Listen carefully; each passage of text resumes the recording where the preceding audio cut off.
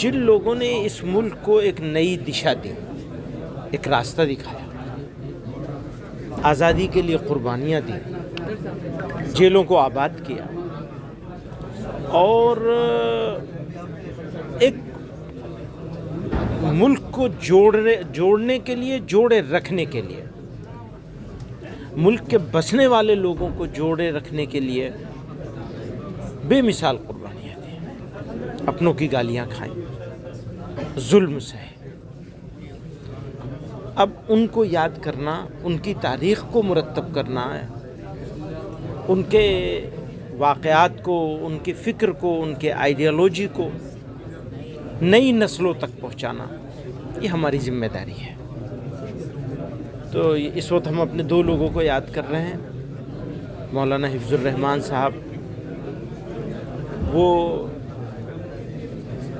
To nation theory को oppose करने, दो कौमी नज़रियों को अपोज़ करने वाले लोगों में सर फहरिस्त उनका नाम है। और आज़ादी के लिए जेल जाने वालों में उनका नाम है। फिर आज़ादी के बाद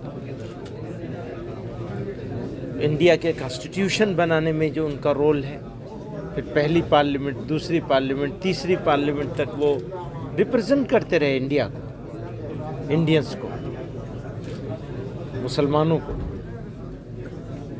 तो हमारे लिए ये हम इसको अपनी खुशबख्ती समझते हैं।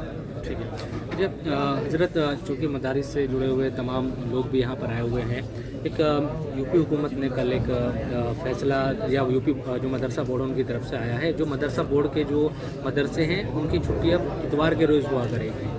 तो इसको कैसे आप देख रहे हैं? क्योंकि देखिए, ये मौका नहीं है मदरसों के बारे में बात करने का। बहुत सारी चीज़ें हैं जिन पर बात की जा सकती है।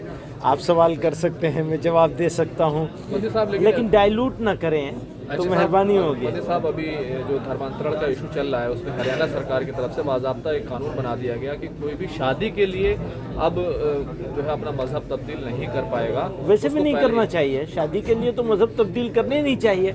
मजहब का मामला दिल से है। मैंने किसी चीज़ को माना, जब मैं सही मानूंगा तो मैं उसको इख्तियार कर लूँगा। तो ठीक है। अच्छा, क्या कह सकते एक हैं? इशू और है बड़ा, हलाल गोश्त से जुड़ा हुआ। कर्नाटक सरकार वही मैं कह रहा हूँ आपसे, बिल ला रही है कि वो जब लाएंगे तो देखेंगे उसको भी। अच्छा, शुक्रिया, थैंक यू। ठीक है।